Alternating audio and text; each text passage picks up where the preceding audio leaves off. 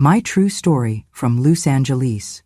My daughter and her husband promised me a spa getaway after my husband died, then left me in a psychiatric ward to steal the inheritance. She said it was a spa retreat until I saw the padded walls. Mom, if you cannot take care of yourself, then let someone else do it. Stop pretending you are grieving.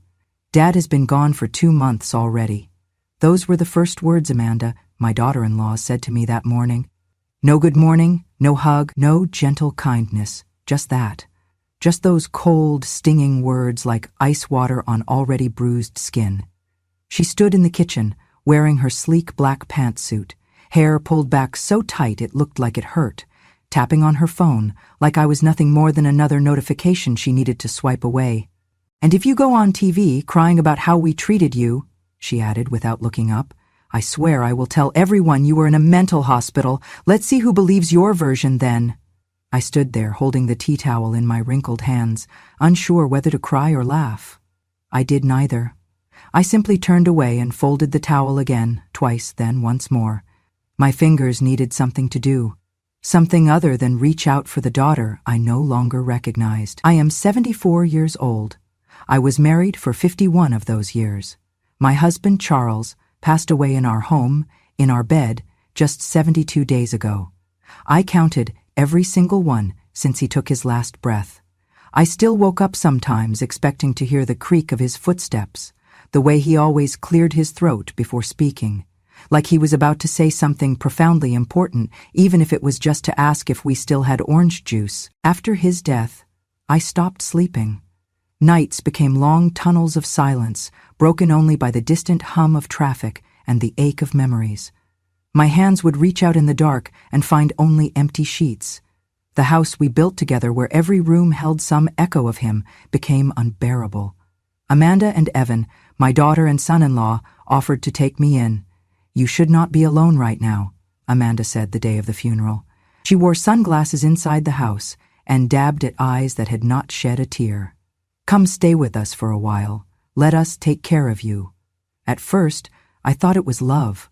Grief does that. It makes you want to believe in people again.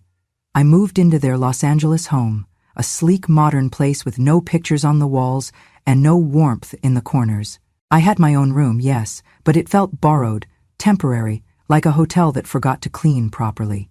The first few days Amanda was attentive. She brought me herbal tea, asked if I had eaten, suggested yoga videos. Then things shifted. Subtle at first. She began sighing loudly when I spoke too slowly. She corrected my sentences. She told Evan, within earshot, that I was getting worse. I tried to stay out of their way. I folded laundry that was not mine, reorganized the pantry, dusted the windowsills. I did not complain when my bathroom toiletries were replaced with generic brands or when my crossword puzzles disappeared. Then, one evening, Amanda brought up the idea of a retreat. It is in Beverly Hills, she said, sitting across from me with a cup of coffee she never offered to share. A really high-end wellness spa. You deserve it, Mom. After everything. It is time you focus on healing, mentally and emotionally. I blinked at her. A spa? Yes, like a retreat, just for a few days.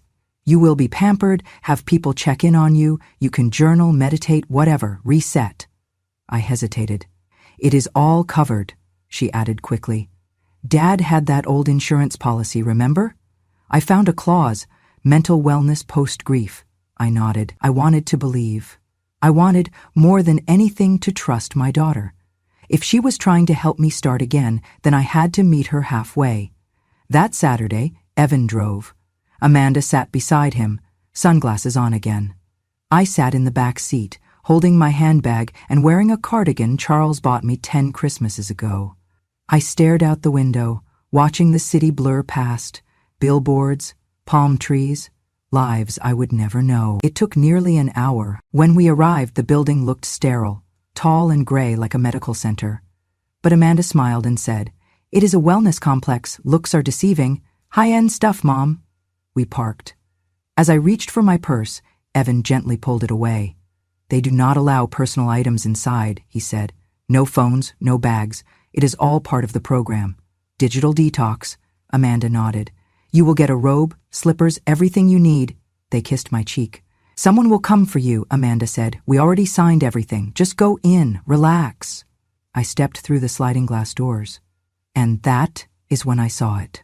The first thing was the receptionist. She wore scrubs, not spa robes. Behind her was a hallway of doors with no handles, just numbers and magnetic locks. A man in white approached. "Mrs. Harper?" he asked, already reaching for my arm. "We have your intake forms. Please come with me." I looked back through the glass. Evan was already reversing the car. Amanda waved once from the window. I did not wave back, because at that moment I saw the padded walls, the soft flooring, the security camera watching from the ceiling. This was not a spa. This was a psychiatric facility, and I was already inside. The door clicked shut behind me with a finality that made my stomach twist. There was no soft music playing, no eucalyptus-scented air, no relaxing lobby chairs. The lighting was cold, clinical. The walls were painted in institutional beige and the floor tiles squeaked beneath my shoes. The receptionist didn't offer cucumber water or a robe. She handed me a clipboard with several forms and a plastic wristband. I looked around. Every door had a keypad. No one smiled. A man in white scrubs appeared beside me again. "Mrs. Harper," he said in a voice as flat as his expression, "please come with me. We're taking you to your room." "My room?" I asked, still trying to make sense of the hallway. He didn't answer. As he led me through the corridor, I passed a woman pacing in a small glass enclosure. Her eyes were vacant. Another man sat in a chair, rocking slowly, whispering to himself. The scent of disinfectant burned my nose. "What is this place?" I asked. He finally looked at me. "You're here for rest and supervision. Your daughter explained the situation." I stopped walking. I thought this was a spa, a grief retreat. He didn't blink. "You've been admitted for psychological evaluation." That word, admitted, hit me like a slap. "No," I said, "there must be a mistake. I didn't agree to this." "I was told you signed the intake forms," he interrupted. "Or rather, your family did on your behalf, through the wellness proxy." I felt my knees weaken. "I need to speak to my daughter. I need to call someone." He motioned toward a small white door. "We'll get you settled in first." The room had no windows, padded walls, a single bed bolted to the floor. No nightstand, no clock, just a narrow shelf with a cup of water and a packet of tissues. They gave me socks but no shoes. I sat on the bed, trembling. I was not sick. I was grieving, yes, but not broken. Not crazy, not dangerous. I waited for Amanda to call. She didn't.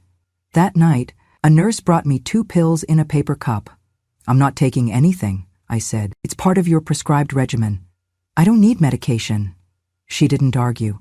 She just stood there, waiting, watching. Behind her, a small security camera blinked from the ceiling corner.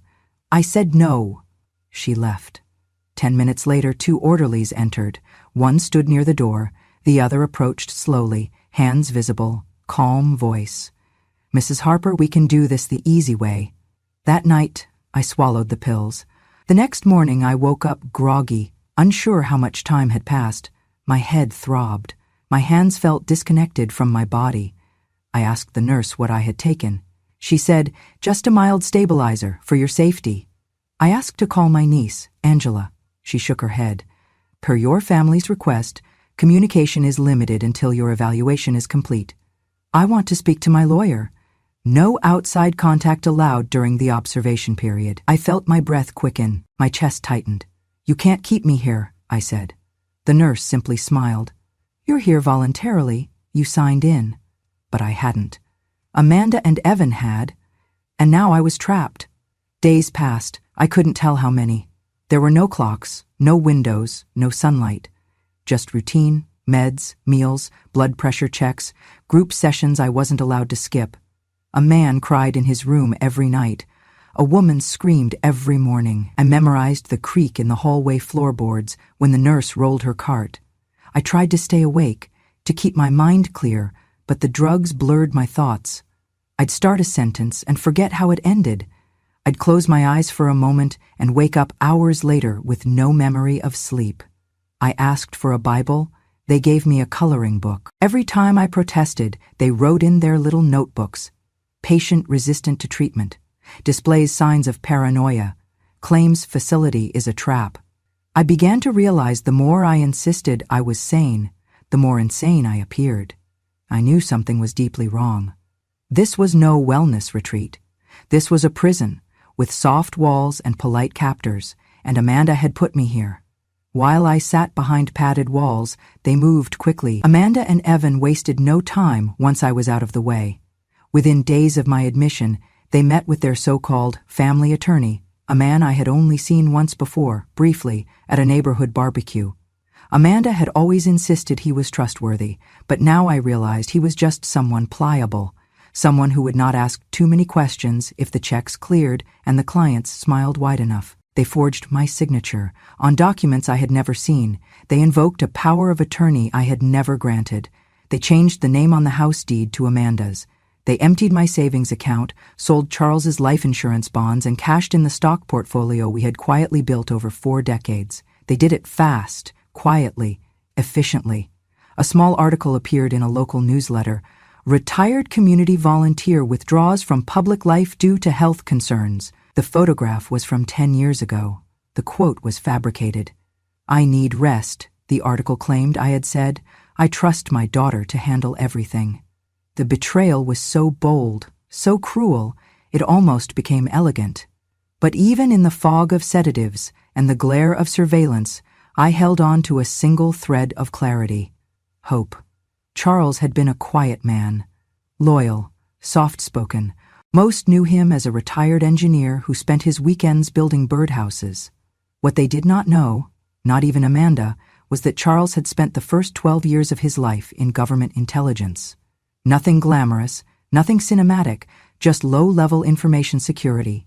But habits learned in those years never left him. He double-checked every lock. He created backup plans for everything: retirement, power outages, even his own funeral. And he never, ever gave a gift without a reason. The week before he died, he handed me a small velvet box. "Just something simple," he had whispered. "A pendant, for when I am gone." I had worn it every day since. Now, curled on the bed in that sterile room, I lifted the pendant and held it in my hand. It was heavier than it looked, silver with a tiny engraved dove. But when I pressed the back, I felt it, a tiny indentation, almost imperceptible. I clicked it. Nothing happened. At least, not in the room, no lights, no sounds. But I knew my Charles. It was not just a pendant, it was a GPS tracker, a voice recorder, a lifeline. I pressed the center 3 times, just like he'd taught me long ago when we played with one of his old demo models. A soft vibration pulsed through the chain. That meant it was live. Somewhere outside these walls, a signal had been sent, and if anyone was going to follow it, it would be Angela. Angela, my late sister's granddaughter. A tough, determined young woman who wore a badge and a braid and never backed down from anything. I had told her once, in a whisper and a hug, "If anything ever happens to me, follow the pendant." Now, I could only hope she remembered, because I could not scream in here, I could not fight my way out, but I could wait. And now, someone out there might finally be listening. I clutched the pendant beneath my shirt and closed my eyes. My husband's voice echoed in my mind, calm and steady as it always was. "If you ever disappear," Charles had said, just days before he passed, "that necklace will speak for you." I had smiled then, half amused, half touched. "Disappear? What do you think I am, Charles, a spy?" He only gave me that little grin of his, the one he wore when he knew something before I did. But now, sealed inside a place that treated grief like delusion and fear like a symptom, I was counting on his words being true. Angela was the only person I trusted enough to know. She was my sister's granddaughter, and while the bloodline between us wasn't direct, the bond had always been fierce. She was a police officer now, sharp and bold, with a moral compass strong enough to rattle walls. I had raised her like one of my own, especially after her mother passed. And before Charles died, I told her plainly, "If I ever go missing, or if anyone tells you something that doesn't sound like me, track the necklace. It has a locator. Charles built it. You'll know what to do." Angela hadn't laughed. She'd just nodded and said, "I will, Grandma. I promise." And now I was praying she meant it. Across town, in a modest apartment in Glendale, Angela was brushing her hair when her phone buzzed. The alert came from a program she never deleted, even though it had never gone off before. Harper_GPS_signal_activated. She dropped the brush. Within minutes, she had her badge, her laptop, and the tracking tablet Charles had mailed to her years ago. The signal pulsed from the edge of Beverly Hills, near a building registered under a private mental health facility. Angela's heart raced. She hadn't heard from me in 2 weeks. Amanda told her I had gone on a spiritual cleanse retreat and was unplugged. That had seemed off. Now it felt sinister. She didn't call the facility. She didn't show up in uniform. She went undercover. Angela borrowed a white coat from a friend at the precinct's evidence locker, tied her hair up, and walked into the facility's front entrance the next morning with a clipboard in hand and confidence on her face. "I'm with patient intake auditing," she told the front desk nurse. "Department of Mental Health cross-check." The nurse looked her up and down, uncertain. "Name?" Angela asked, before the nurse could challenge her. Whitley." Angela scribbled something. "Pull up the long-term inpatient list. I need to verify GPS clearance for one of the units." The nurse blinked. "GPS?" "Routine scan," Angela replied. "Some patients come in with digital bracelets or medical tags. It's a privacy issue. Just names." Reluctantly, the nurse handed over a list. Angela scanned it, finding what she needed. Eleanor Harper, room 313. Long-term evaluation. Family holds proxy. Angela's stomach turned. That was all she needed. She made her way down the hall, counting doors. When she reached room 313, she paused. The door had no window, just a small rectangular slot near the bottom for food trays. Angela crouched, pressed her eye to the opening, and saw me. I was sitting on the floor, knees drawn up to my chest, holding the pendant in my hand like a lifeline. My hair was disheveled, my eyes sunken, but I was awake, alert, breathing. Angela tapped lightly. I looked up, and I saw her. Through the gap, I saw her familiar eyes, those same determined eyebrows, the jawline that reminded me of her mother. Tears welled instantly. I pressed my fingers to the slot. She did the same. We didn't speak. We couldn't. But in that moment, we didn't need words. She saw me. I was not alone. Angela stood up, her jaw tight now. She walked calmly back to the elevator and out the building. Her heart was pounding, but her mind was razor sharp. She had seen enough. Grandma hadn't gone to a retreat. She had been locked away. And someone, somewhere, was about to be held accountable. The walls in that place weren't just padded, they were thin.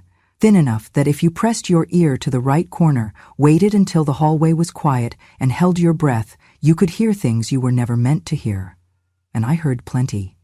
While I waited for Angela to come back with whatever power or paper she needed to break me out, I played my own part. I kept my voice soft and uncertain. I asked what day it was, even when I knew. I shuffled when I could have walked straight. I let them believe I was harmless, confused, forgotten. What they did not know was that the pendant Charles gave me was still doing its work. With one tap it recorded. With 2 taps it uploaded. I hid it beneath my collar and kept it running every time a nurse stepped inside, every time a doctor mumbled notes outside my door, every time the clipboard flipped and the voices lowered.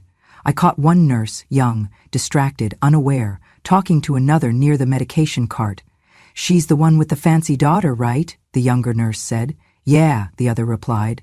"They want her held as long as possible, said she's unpredictable, dangerous if released." "Seriously?" I heard the daughter say something about inheritance. "Let the doctors do their thing. I'll take care of the rest." I recorded every word. Then, 2 days later, Amanda and Evan returned. I knew they were coming before I saw them, because the staff suddenly stood straighter, like the room had gained a new gravity. Someone brought me a fresh set of socks and fluffed my pillow. The nurse who usually called me Miss Confused called me Mrs. Harper. I sat quietly in the corner of my room and waited. Amanda entered first, her perfume hitting the air like an intruder. Evan followed, looking bored, checking his phone. She crouched beside me like she was comforting a frightened animal. "Hi, Mom," she cooed. "We're just here to take care of a little more paperwork." I blinked at her slowly, just as I had practiced. Evan stepped forward. "Just a formality. You'll be well soon. Everyone says you're improving." Amanda turned to the nurse behind her. "We're requesting to extend her voluntary evaluation. Another 30 days at least. She's not ready. Still very disoriented." "She forgot her own birthday yesterday," Evan added. I smiled inside. Because yesterday I had told 3 different nurses the exact date and year I was born, just to prove I could. The nurse nodded and handed over the clipboard. Amanda signed with a flourish, then leaned toward the doorway to speak privately with her husband, not knowing that my little necklace was picking up everything. "I swear to God," she whispered, "she just won't die. We can't move forward with the house until she's out of the picture. Every extra day costs us money." Evan murmured something I couldn't hear, but Amanda snapped back clearly. "She's in here meditating or whatever while our buyers are waiting. Every day she's alive delays the sale. The market won't wait forever." My stomach turned, but I stayed silent. Let them keep talking. Let them bury themselves. Once they were gone, I tapped the pendant again. Recording saved. Evidence secured. Amanda didn't know it yet, but her greed had just signed her own confession. The next time she came back, it wouldn't be to extend my stay. It would be to explain herself to the law. Angela did not waste time. Once she saw me through that narrow food slot, sitting on the cold floor of room 313, she made exactly 1 phone call, from her car. Within 48 hours, she had what she needed. A legal order for inspection, signed by a sympathetic judge she had worked with on elder abuse cases. She brought with her 2 things that mattered more than titles or uniforms: evidence and witnesses. Angela arrived at the facility in full uniform this time, flanked by a civil rights attorney from Elder Justice, California, and a young local reporter who had already covered 2 wrongful institutionalization cases in the county. They did not ask permission to enter. They walked through the front doors with the court order held high, and when the receptionist stammered something about protocol, Angela calmly placed the document on the desk and said, "Then call your administrator, because in 10 minutes we'll be inside, with or without him." The administrator arrived in 7. He was sweating before he opened his mouth. Angela walked past him, her boots clicking with purpose. "Room 313, she said. The moment the door opened, I blinked in the light. My heart pounded so hard I could feel it in my fingertips. For a split second, I thought it was another checkup. Another stranger with a clipboard, another day of playing the fool to survive. But then I saw her, Angela, standing tall in her navy blue, the badge shining over her heart, her jaw clenched tight. Behind her, a woman with a leather briefcase and a young man with a camera. "You're safe now, Grandma," she said. I did not cry. Not then. I just reached for her hand and stood. No stumbling. No confusion. Just clarity. The nurse at the door stuttered something about medical clearance. The administrator tried to intervene. Angela held up the document. "She is being removed under emergency injunction as a wrongfully confined citizen. You can call the judge if you'd like. He's expecting you." The attorney stepped forward. "Also, your facility is now under legal review. You may want to preserve your internal communication logs, especially anything relating to Eleanor Harper and her daughter Amanda Westwood." That was the first time I had heard Amanda's full married name in this building. It sounded so official, so public. By the time we reached the parking lot, the reporter was already speaking into his recorder. "A 74-year-old widow has been removed from a Beverly Hills mental health facility after evidence surfaced that she was wrongfully confined by her daughter and son-in-law for financial gain. Sources say she was held without her consent for over 3 weeks following her husband's death. We drove to a safe location that night, Angela's apartment. She made me tea and held my hand while I sat in her living room in a pair of her sweatpants and an oversized hoodie. She looked at me. "Do you have anything to prove what they were doing?" I reached into the side pocket of the hoodie, pulled out the pendant, and pressed the hidden button 3 times. The small blinking light told us what we needed. "Let's download it," she said. The files played through her laptop speakers. Every word Amanda had said, every sigh, every lie, every $sign in her voice. The moment she whispered about the house and our buyers and she just won't die, the attorney sent the files to her legal team. By morning, they had been filed with the court. Within 24 hours, Amanda and Evan were served with subpoenas. Their accounts were frozen. Their real estate sale was canceled mid-contract. The media ran the story hard. Elderly widow trapped in psychiatric ward by daughter seeking inheritance. Daughter's greed exposed in secret recording. Mother's necklace was the key. The pendant that caught a crime. Talk shows picked it up. Twitter exploded. Advocacy groups called me a survivor of silent cruelty. Women my age wrote in by the hundreds, sharing their own stories, thanking me for speaking when they had not. Amanda tried to defend herself at first. She was confused, she said in a shaky video statement. We were trying to help. Mom needed structure. She wasn't coping well. The reporter played a clip of her laughing about my death. The statement disappeared within hours. The judge ordered an emergency freeze on all my assets, pending full review. Every document signed on my behalf was declared under scrutiny. Amanda was placed under temporary detainment for questioning. Evan, who worked at a mid-level financial firm, was let go the next day. His employer cited ethical concerns. I didn't rejoice. Not in a cruel way, but I did feel something shift in me. Something old, heavy, and tired lift just a little. I had been believed. And now, finally, they would be held accountable. I stayed at Angela's for the next few weeks. I drank hot cocoa on her couch. I called old friends who thought I had gone off the grid. I read every article they sent me, some accurate, some dramatic, all echoing the same truth. I had survived what others didn't. Because of a necklace. Because of a granddaughter. Because I remembered who I was, even when no one else did. Amanda and Evan's world unraveled in slow motion, but publicly, permanently, and justly. And I finally slept. The phone rang just after dinner. I had been sitting in Angela's living room, wrapped in a soft fleece blanket, watching an old black and white movie with a cup of chamomile tea in my hand. I wasn't expecting any calls. Few people had this number, only those I trusted. Angela glanced at the screen and then handed it to me silently. It's her, she said. Amanda? I stared at the name glowing on the screen. For a moment, my hand hesitated, suspended between forgiveness and fury. I answered. Her voice was breathless, broken, yet strangely familiar. Mom, please, she whispered. Please don't let this go any further. The media, the lawyers, Evan's been fired. We're ruined. I said nothing. She sniffled loudly, like she was back in grade school after getting caught cheating on a test. You made your point, okay? You've embarrassed us enough.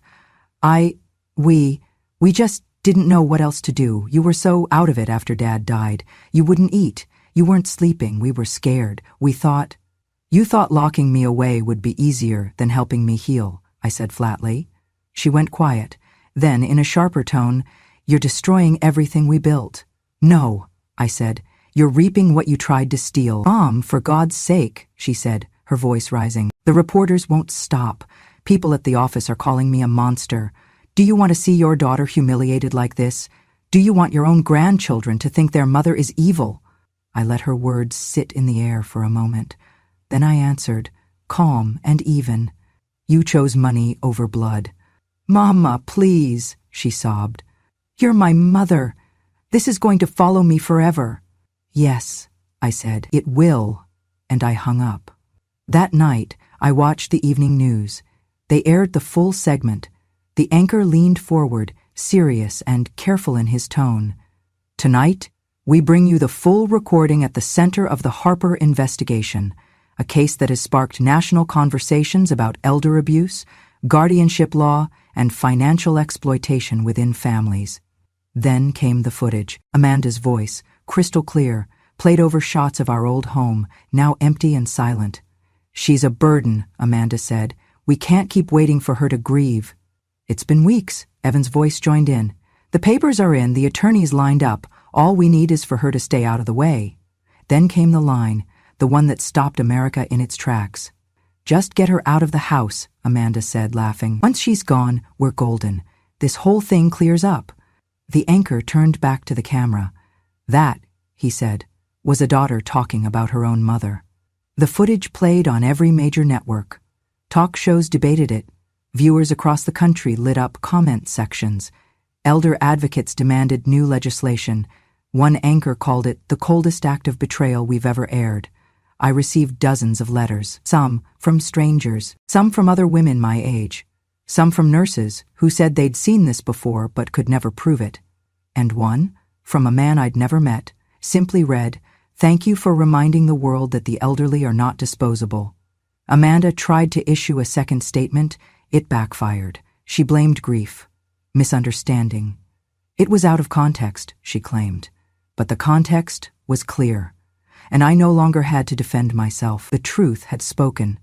I didn't seek revenge. I didn't demand jail time or beg for restitution. I simply shared what happened, and in the end, that was more powerful than any punishment I could have conjured. Amanda and Evan moved out of Los Angeles within a month. No one knows where they went. The house they tried to steal now belongs to the Harper Foundation for Elder Justice, funded by what's left of my estate and public donations. I walk freely now. I speak freely. I sleep peacefully, because I know this: the worst betrayal is silence, and I am silent no more. I now live in a warm apartment above a quiet street in Pasadena. The sun reaches my kitchen table every morning around 7:45, just in time for my second cup of tea. Birds land on the sill sometimes. I leave crumbs for them. There is no locked pantry, no camera, no hushed voices behind doors. Angela lives here too, of course. She set up the spare room for me after the investigation ended, painted it soft blue, put Charles's old books on the shelf, and placed a photo of the two of us on the nightstand. Our wedding day, 1969. I look younger in that photo, but not stronger. I'm stronger now. Angela is more than family. She is, in every way that matters, my daughter. She speaks truth like it's a birthright. She protected me when my own blood turned cold. We laugh now, real, honest laughter. Sometimes we cry. She calls me Grandma. I call her mine. After the dust settled, I was asked to speak at a local elder advocacy event. They gave me a microphone and a spotlight, and for the first time, I told my story to a room full of people who understood. Some had scars like mine. Some had wounds still healing. Some hadn't yet found their voices. So I used mine. That night, a woman in her 60s hugged me and whispered, "You made me feel brave again." From that moment on, I knew I had work to do. I became a spokesperson for Elder Truth California, a nonprofit dedicated to exposing and preventing elder abuse, especially inside families where shame and silence keep the truth hidden. We held forums, training sessions, and community outreach programs. I sat in living rooms with grandmothers and widows who whispered, "I thought I was the only one." I told them, "You are not." But that wasn't enough. With the settlement money I won from the civil suit against Amanda and Evan, money I did not want but would not return, I founded the Silent Voice Trust, a fund to provide legal aid, emergency housing, and surveillance technology to older adults being threatened, manipulated, or isolated by their own children or caregivers. We started with 6 clients, then 60, now we're national. I do not run the trust day to day. Younger minds and faster fingers handle that. But I guide it. I show up. I write letters. I sit on the porch with our clients and remind them that they are still allowed to be heard. We filmed a video last spring. It was quiet. Just a chair, a lamp, and me. I wore a soft cardigan and the pendant Charles gave me, still working, still trusted. I looked into the lens and said, "They told me I was just the maid, just the old woman in the back room, just the one they fed pills and locked away. But I built the house they lived in, I paid the bills, I raised the babies, I kept the secrets. And when the time came, I remembered everything." I did not scream, I did not throw fists. I waited, I listened, I planned. And then I took it all back with silence. The screen faded to black, then to white text. Silence is not surrender. Silence is a strategy. The Silent Voice Trust, because justice doesn't need to be loud. The video went viral. Again. Letters poured in. Donations followed. We partnered with clinics, shelters, even universities. I still live simply. I have everything I need. A place to rest, a chair by the window, a granddaughter who brings me flowers and listens to old jazz records with me on Sundays, and the knowledge that somewhere, right now, another woman is holding a pendant or recording a conversation because she watched me and learned she could. This is not revenge. This is reclamation. This is what it looks like when an old woman refuses to disappear. Because I was never weak. I was waiting. Thank you for listening to my story. If it reminded you of someone you love, or someone you used to be, know this: silence is not weakness. It is a waiting place, a shelter where pain turns into patience and memory sharpens like a blade. Some of us were taught to stay quiet, to be good, to endure, and we did, for years. But endurance is not the absence of power, it is power refined. I was betrayed, not by strangers, but by the very people I once rocked to sleep. People I fed, protected, prayed for. That's the cruelest kind of betrayal, the one that wears your last name. But even then, I did not let it hollow me. I let it teach me. The truth didn't save me because I shouted it. It saved me because I remembered it. And now, I speak not for pity, but for power. I don't tell these stories to relive the past. I tell them so others won't have to. There are women out there right now sitting at kitchen tables, wondering if it's their fault. Wondering if maybe they're too sensitive, too forgetful, too much of a burden. If that's you or someone you know, hear me. You are not crazy. You are not useless, and you are not alone. This channel, Grandma True Stories, is for you. For every quiet mother, every forgotten widow, every overlooked woman whose story was buried beneath someone else's convenience. Here, we don't scream to be seen. We remember. We speak. And when we do, the world listens. Because our stories are not fiction. They are the bricks and beams of real lives, the ones no one thought we'd still have the strength to tell. So if this story touched you, challenged you, or made you feel understood, subscribe, stay, share. Let's build a place where silence isn't shameful and survival isn't secret. Click that subscribe button. Because revenge has no expiration date, and wisdom never retires.